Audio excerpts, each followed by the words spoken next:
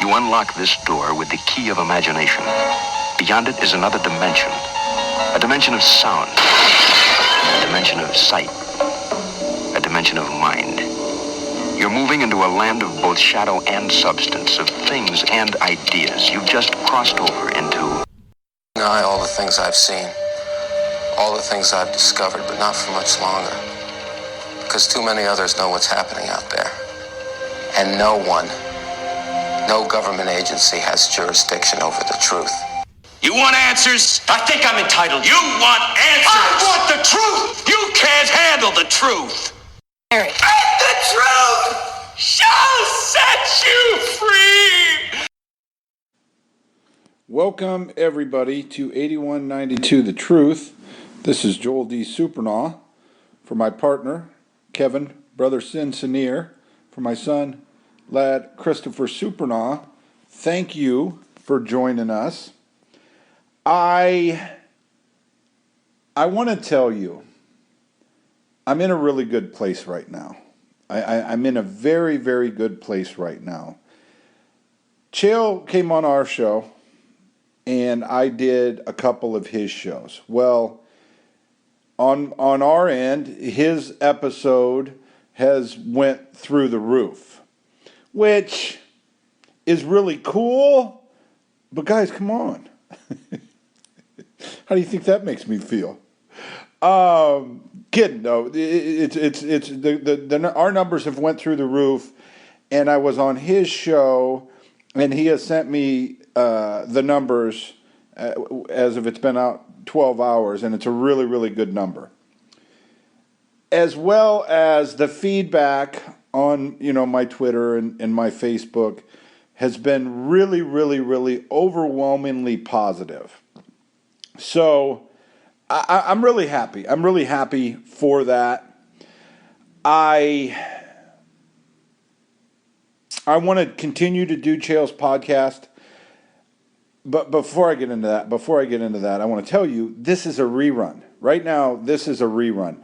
I did the same thing that Lad did, except I did 45 minutes. I nailed the podcast. I was humble. I was this, that, and the other.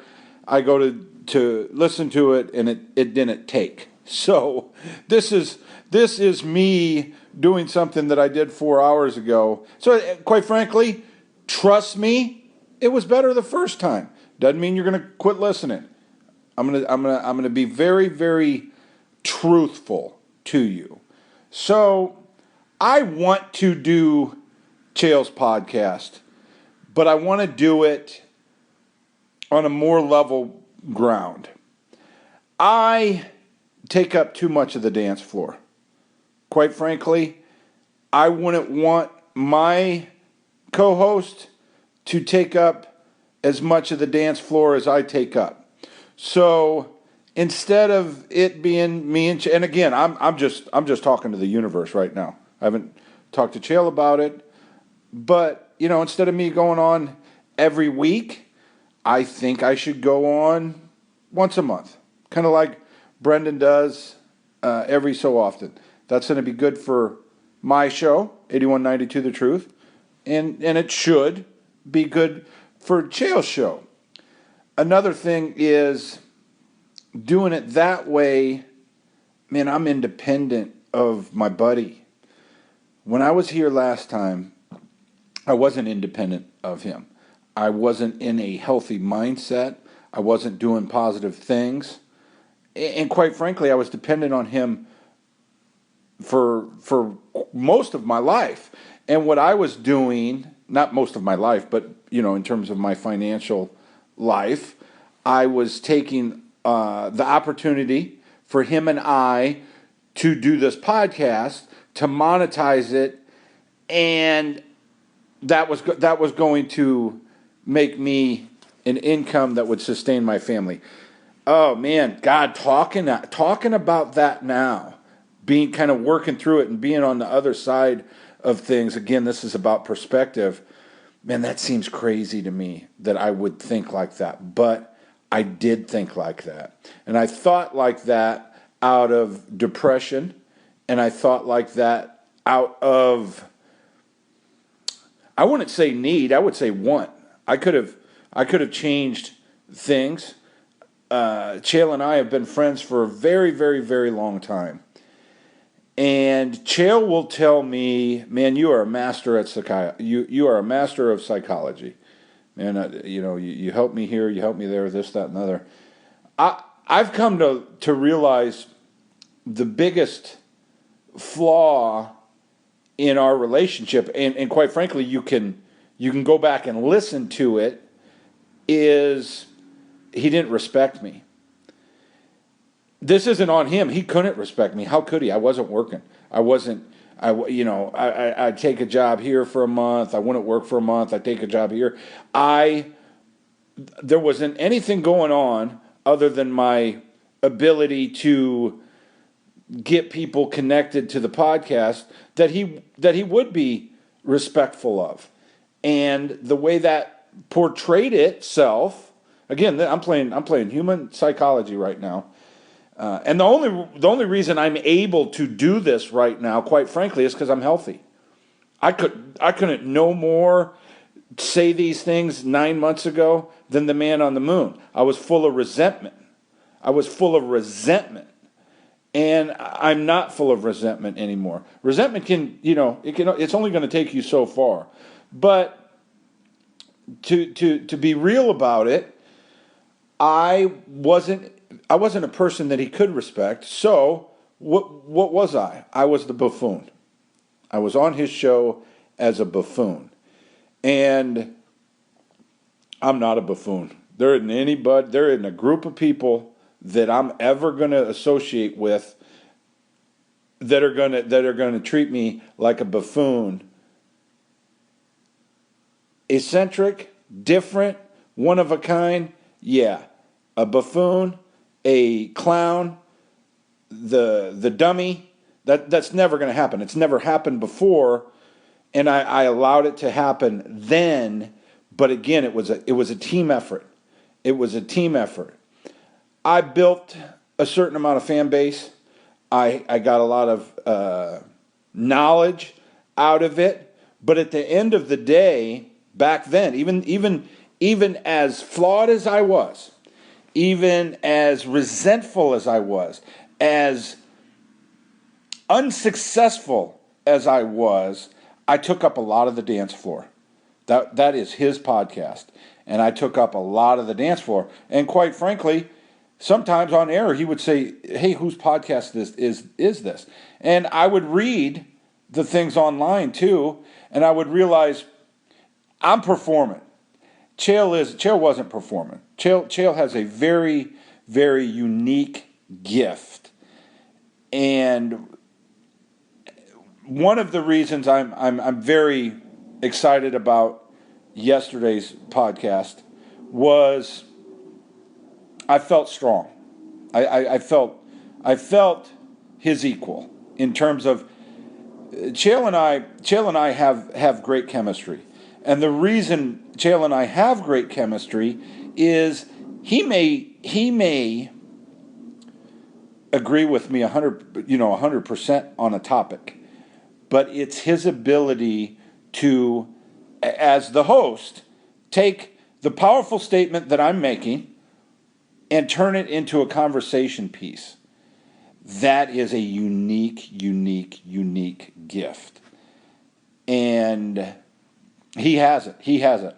I truly enjoyed myself on his show. I believe moving forward, I think the numbers would indicate that, yeah, we do belong together in a space. But that space has to make sense for both of us. I do not want to resent Chael Sonnen. Okay? I don't want to resent him. He's good people. I love his family. I love his kid. I love his new little baby. I know because I give baby Thero so much attention, it's going to appear that I don't love the new little girl, but I do. You know. I don't have enough friends that somebody that close to me I need to hold resentment for. I just don't. And again, it's easy it's easy to mix up jealousy and resentment all in one. You know, he's very successful. He's doing very, very good. I'm very, very proud of him.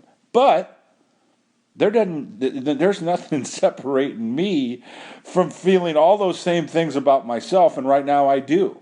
Right now I do, and that's why I can come here, I can do this podcast, and I can look at it in a healthy way. That, yeah, it's fun doing his podcast. It's fun doing his podcast as a part of the show, not an everyday part of the show.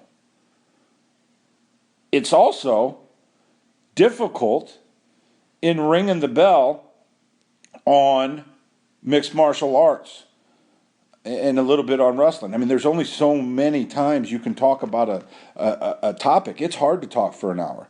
One of the things I like about our show is, again, because I'm nobody and I plan on being nobody. I mean, I plan on monetizing this thing and moving forward, but I can talk about different things. I can just open up to you guys because I have nobody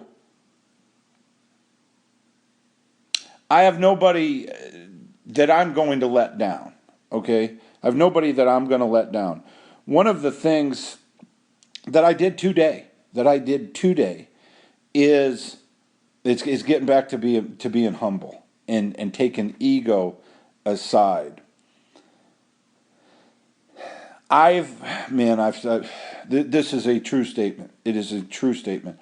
I've quit or sabotaged more $100,000 a year jobs than, almost anybody on this planet.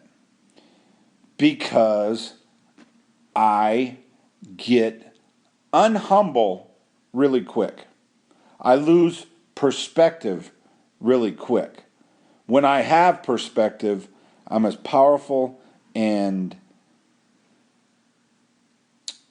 my energy is pure as it is right now. You can feel these words. These words aren't forced. These words aren't.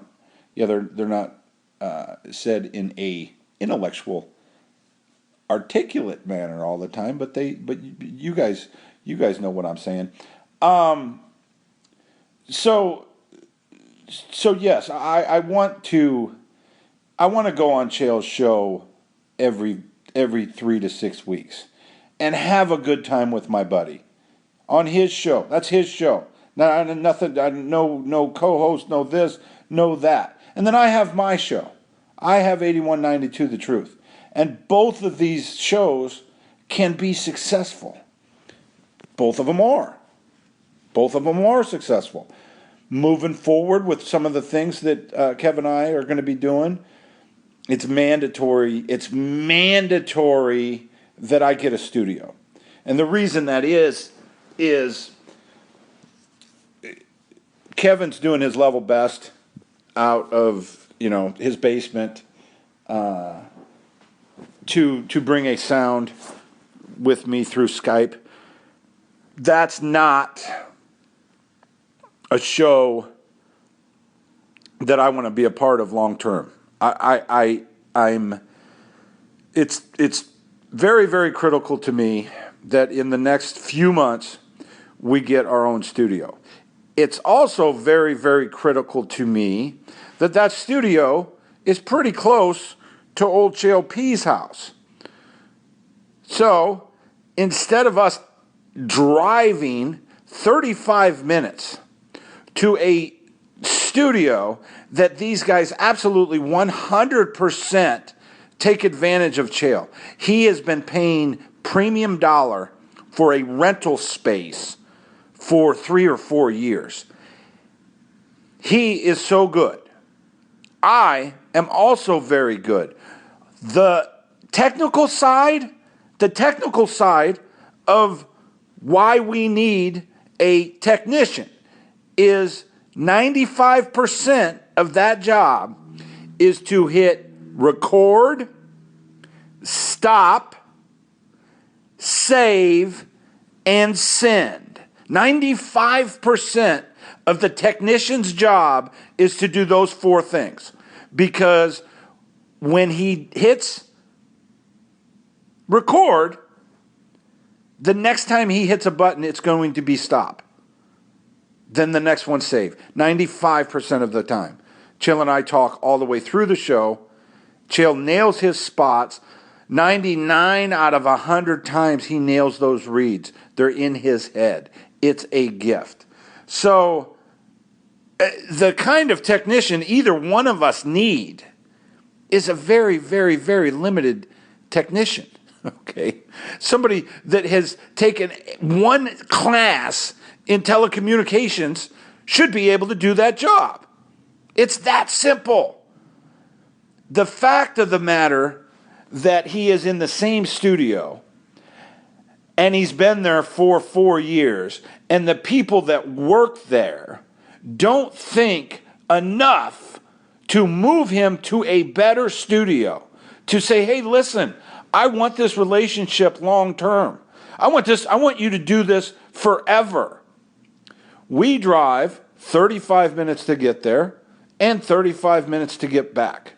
That drive should be 10 minutes somewhere here in West Lynn, tops Wilsonville, maybe, Wilsonville, Bridgeport area, where we go over there. We relax for a little bit, kind of visit, or he gets to do it on his own.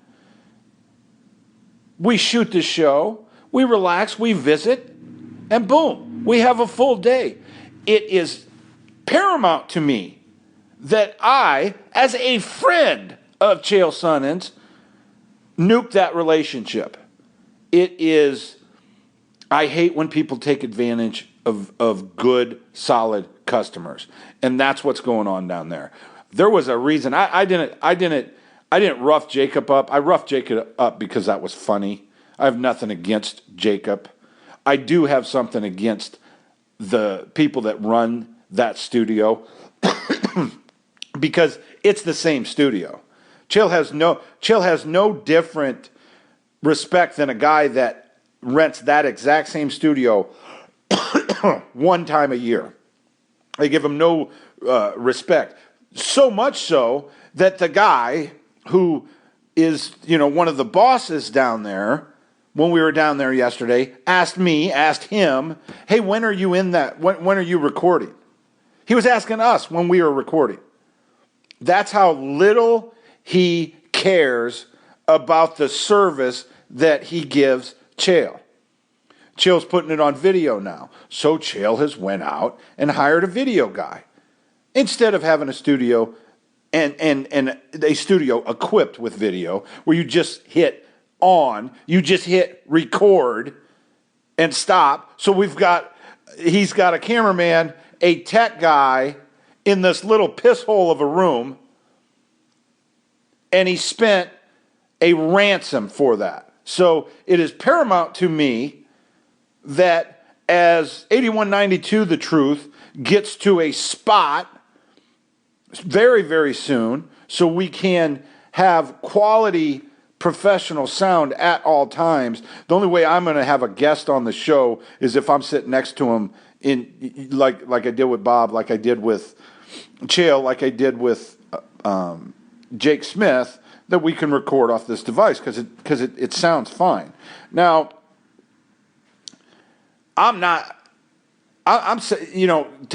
it's like this, taking Chael down there or going down there with Chael. It's like Santa Claus goes down there twice a week, and he brings out presents for everybody. Those presents are in crispy, $50, $20, and $100 bills, and boy does he pass those things out. He passes those things out, and for that, which he doesn't have to do, that's above and beyond. That's above and beyond. All he's got to do is pay the rental. Cheesing the hell out of everybody is his way of saying, man, I'm a pretty nice guy. Their way of thanking him for that is to do absolutely nothing different. To do nothing different. Yet he still does that every week. It's paramount to me that I stop that. It is paramount to me that if I go down there, it's one more time. If I'm going to do that show every 3 weeks or every 6 weeks, there's one more time I'm going to go down there. And I'm not going to go down there to try to turn the light bulbs on for these idiots that, hey, something that I was bitching about over a year ago. Why are we in this room? There's other rooms. We could have everything that we need. It's just across the hall. No, they didn't care. You know when they'll care? Never. They will never care because they are a small part of a huge corporation. Even though Chael pays a good amount down there, when it doesn't come in, it's not going to affect anybody. It's not going to affect anybody. And that's exactly how he's treated. And he's been throwing money away for 3 years. And it is paramount to me that Sin and I have a studio in short order that both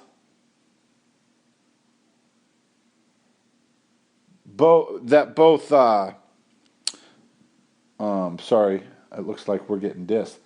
So maybe later this week. Okay.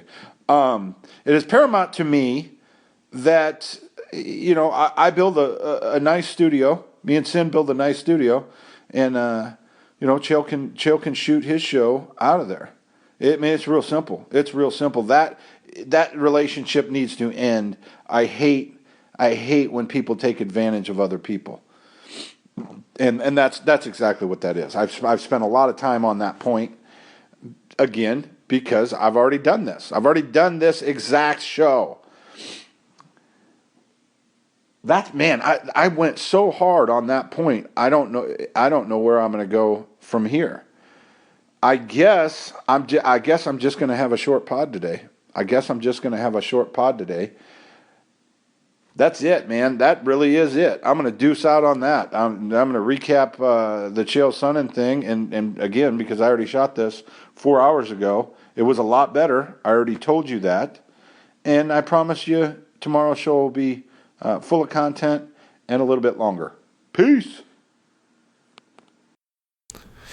Guys, if you're like me, sometimes you just need a nice glass of red wine to calm you down in the evening after the stress of the day has gotten to you. But if you're also like me, you also worry and are concerned about your nutrition and your fitness and your overall health. Fit Vine Wine is the first wine targeted specifically for those watching their nutritional habits.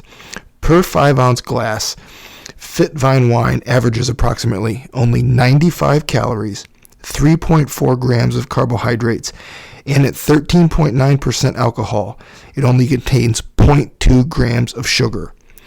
Fit Vine Wine. Enjoy tonight without sacrificing tomorrow. At last, a high-protein ice cream that tastes as great as it makes you feel. Enlightened ice cream pints are high-protein and high-fiber while being low-sugar and low-fat, so you can indulge and stay healthy. With amazing flavors such as Bananas Foster, Birthday Cake, Black Cherry Chocolate Chip, and Brownie Cookie Dough, dig in and experience the smooth, creamy perfection today. Enlightened ice cream. Go to eatenlightened.com to find your local carrier. All right, guys, so you just heard The Godfather having great response from being on Chael's show. Great response from Chael being on our show. Joel doesn't want to become a regular back on You're Welcome Again, which is great news for me because without him, I'm just a man and his microphone. So it's good to hear. But it's good to hear how excited Joel was about being back on the show once again and, reconnecting with Chael and, just hanging out with his friend. As we mentioned in the last episode, that's really important. And it's really cool to see. And I'm glad that Joel is in a good place mentally, physically, and emotionally, and just ready to do great things. And as you heard him say, man, we are in it for the long haul. We're looking to get a studio. We're looking to make this something really special. So come along for the ride. Have some fun. Guys, I gotta tell you, I had another experience today that really puts me at odds with the medical community. I mean, my wife's a physical therapist. She works in a clinic. So I definitely see the value in qualified, sincere medical professionals who truly are in it to help people and improve the lives of people. But my experiences are that there are so many practices, so many doctors that are purely in it for the money. And not that chasing money is a bad thing, but in the medical profession, it's a little different. People and practices that are trying to bill as much as possible and see how much they can bilk out of the insurance companies. In my experience today, I had an appointment. I had to get a new physician because my prior one is no longer in network, so I had to change. I don't go all that often. I do have a semi-annual prescription that I get. Nothing major, but again, just something that I needed to go back and get a yearly well check for and, get that prescription updated in case I need it. So I called this new doctor that I found on the insurance website, scheduled an appointment as a new patient, went through their screening process, told them exactly who I wanted to be seen by, what prescription it was that I take when I take it, and that was the reason I was coming in, to get updated so I could have a new physician and get that prescription filled if needed. So I get there to the doctor today and I check in, everything is good. I get back to the room and they come in, and all of a sudden, that doctor doesn't work on this day, and it wasn't out of the ordinary, it just doesn't work on this particular day of the week. B, there were several tests that needed to be done before they would authorize getting that prescription filled if I need it. And B, I would have to make a follow-up appointment. So why that bothers me and why that makes me feel it's a money-hungry practice, because A, they get more money, more copay out of me by forcing me to schedule a second appointment to see the doctor that I asked to see when they gave me the appointment time today. I didn't say I can only come in Thursday at 10. They told me when to come in, knowing full well that doctor wouldn't be there. B, these tests, this blood work, this EKG, these other tests that I was told once I got there had to be done to qualify for that prescription. The prescription that I told them on the phone before setting the appointment was the reason I was coming in.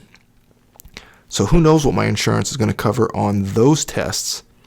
But now I'm already there. I'm forced to take those if I want that prescription. And it's just, again, another way for them to bill insurance, to make more money, and use me as a means to do that.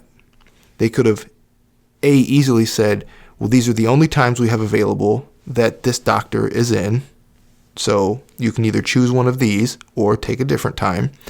And B, they could have been honest and told me up front, okay, that's the prescription that you want. Our procedures for people to qualify for that are get this test, and this test. Are you okay with that? If not, you might want to find another practice, because I didn't have to get those tests done at a prior doctor. So without giving me that information, they lured me into the office and then hit me with this stuff. And again, who knows what that's going to cost me. It's obviously going to get paid out of the insurance. And that seems to be the trend. And I don't like it. I don't like feeling that I really am nothing more than just a profit center for a medical practice. It doesn't feel right to me, but that's what irked me today. So I just wanted to get that out there and voice it, because I'm sure some of you have felt the same way, and hopefully things will change over time. But anyhow, moving on. So Joel has talked about at length before proper sauna etiquette and how you handle that, how you handle controlling the heat and that kind of thing. And one thing that I see failing over and over again as far as sauna etiquette is the men past a certain age who just waddle on into that sauna buck-ass naked and plop their sweaty, wrinkled bottoms down on that bench and just spread out and lounge.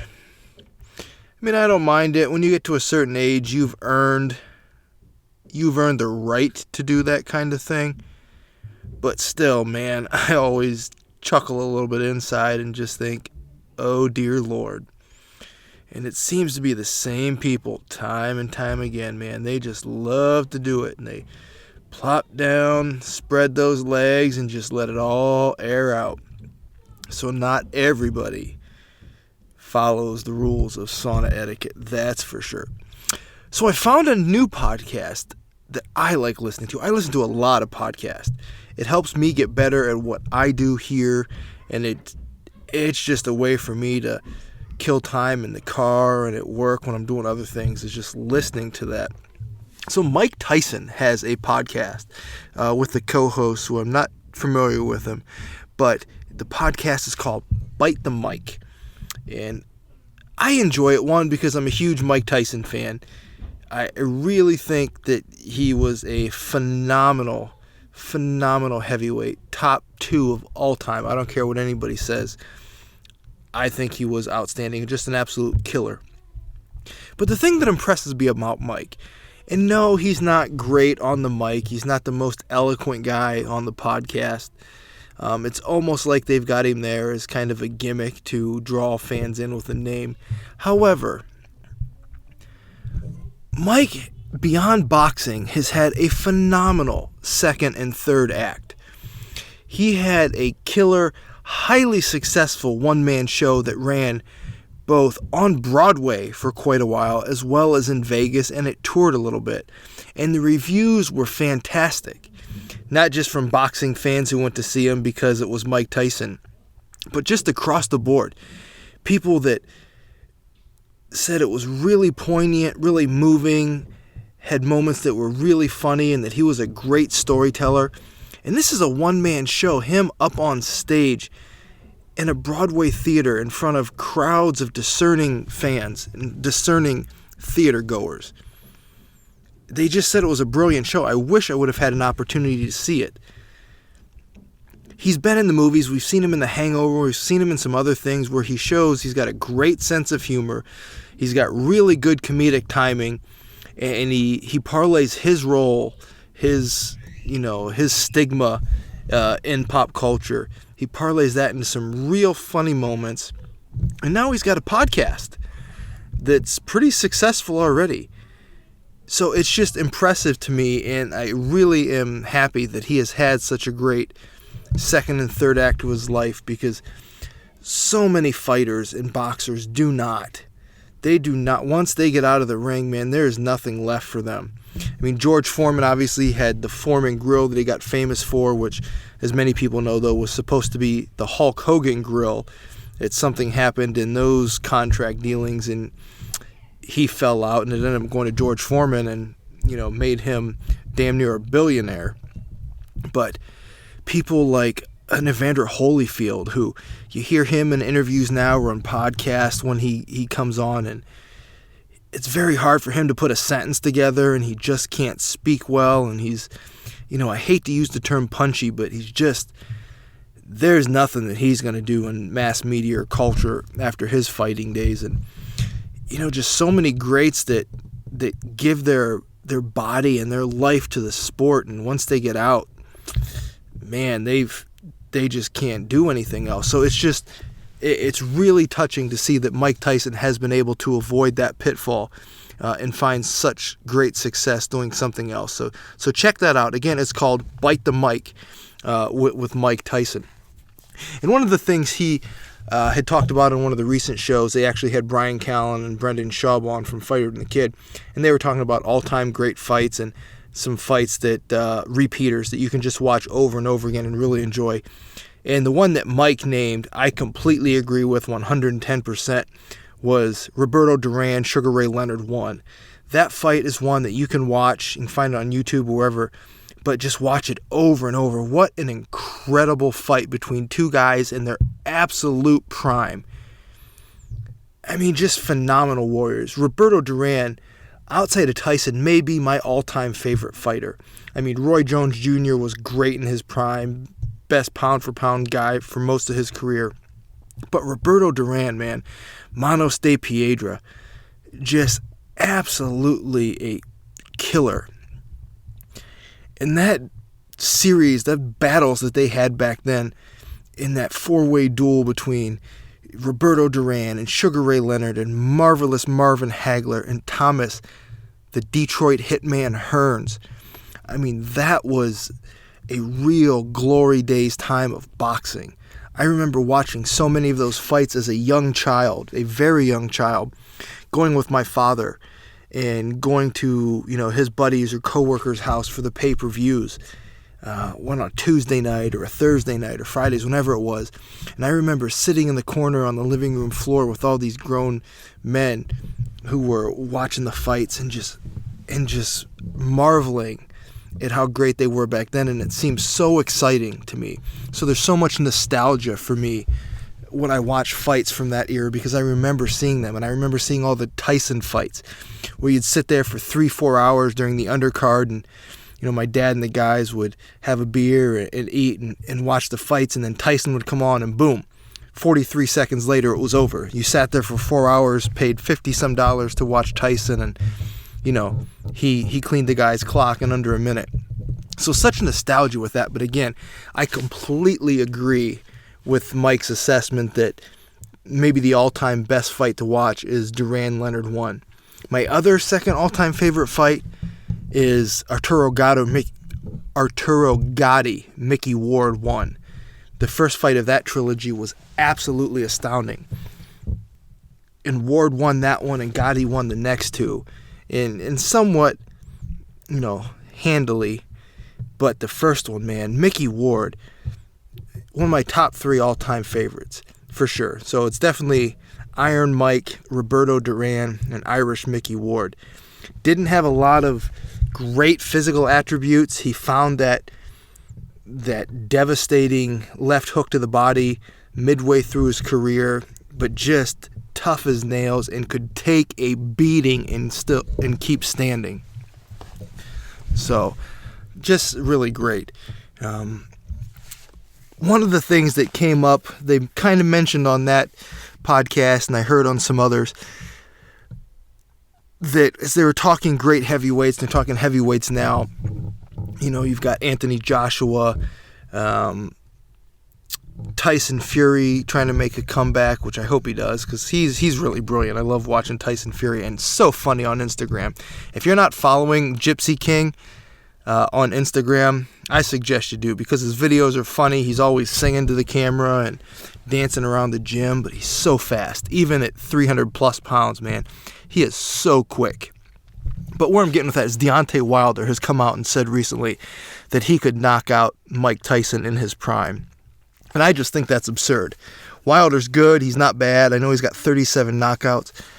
But his style is just a bit sloppy. It's like he really swings from the hips.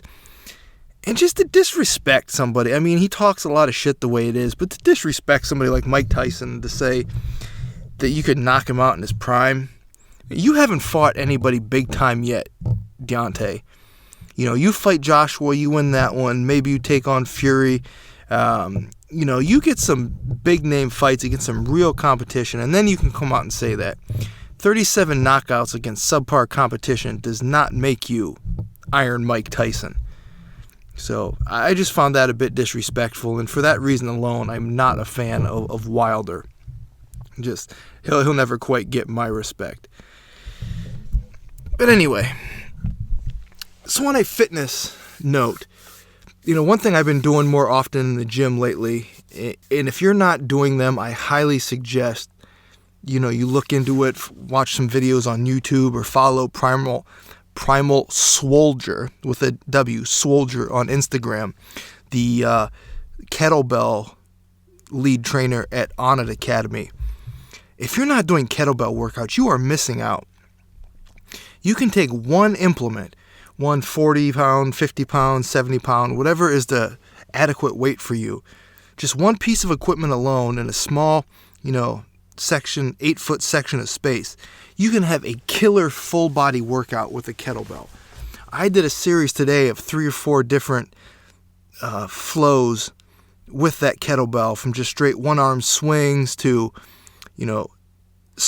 overhead press and squats, behind the head squats, to a series of crouching curls into thrusters, which is an overhead press, and then some sets of figure eights with a 50-pound dumbbell, going sets of figure eights in between my legs. And I was torched. I burned a tremendous amount of calories. I kept my heart rate up, and I guarantee tomorrow my obliques will be sore, my legs will be sore, and I will definitely benefit from that workout. And you can do it all in a very limited amount of space with one piece of equipment. It's an ideal workout for a home gym, a hotel room, a travel workout. If you get drive around for work or travel for work, throw a kettlebell in the trunk of your car, or, whatever you have to do, and do it in your hotel room, do it wherever. But there is so much you can do with a kettlebell without the need for a gym or a bunch of equipment. And again, there's so many training videos on YouTube that'll show you different flows, different exercises you can do with them. And again, one I would really follow on Instagram, again, Primal Swolger. He's the head guy at On It for kettlebells, and just some really incredible stuff. The guy's a phenomenal athlete. He's shredded, and will really give you some great ideas of things to do with kettlebells. So that's my fitness suggestion for the week, is definitely start doing some kettlebell workouts. Slowly work your way into it, because you don't want to hurt your back, you don't want to hurt your legs. Again, watch some videos, figure out proper technique, that kind of stuff. And slowly work your way into some steady workouts, but add it in at least once a week. I would add in a kettlebell workout. Your body and you will thank me for it. So guys, that's all I got. Again, you heard Joel talk about his first experience on You're Welcome, his time back with Chael. And again, I can't be happy enough for it. Joel talked about his plans for the future and what he sees happening, and I think it's a good thing. He's going to go back on the show maybe once every few weeks, every, pre-pay-per-view, that kind of thing, kind of like a fight companion type thing, and it's going to do great things for our show. It's going to do great things for Chael's show, and it's just going to help build that relationship again. I'm very happy for that. So until next time, guys, remember, if you know what you're worth, go out and get what you're worth. This is Brother Sin for The Godfather. Do what? Remember, guys, we still have some t-shirts left, some 8192 t-shirts with the 8192 slogan on the back, as well as some show logo Man Up, Stand Strong shirts for sale at SurnierFit.com. Shirts are still buy one, get one free as we finish out the remaining inventory. So I believe they're $13.95, and you buy one, get one free. Send me a message, let me know which one you want, what size, and I will send those out to you. So we still have a few left. Get your shirt, support the show, take a picture with the shirt on, post it on the Facebook page, man. Show everybody that you're a fan, you're a supporter of the show, and help us grow our presence. Again, remember, they are buy one, get one free. They will make great Easter basket gifts for your 8192, the Truth fan in the family. They will make great Mother's Day gifts for the special lady in your life. So get a t-shirt, get one now while supplies last. And as always, guys, remember, go to iTunes, subscribe, rate, and review, and tell your friends about the show. Subscribe, rate, and review. At On It, the mission is to inspire peak performance through a combination of unique products and actionable information, combining bleeding-edge science, earth-grown nutrients, and time-tested strategies from top athletes and medical professionals. On It is dedicated to providing its customers with supplements, foods, and fitness equipment aimed at helping people achieve a new level of well-being, which we call total human optimization. Right now, you can save 10% on every nutritional supplement, food item, and nutritional product at On It by using the code GETONIT, GETONNIT, Get On It. Right now, save 10% by using the code GETONIT at checkout. On It, made from the best ingredients on planet Earth.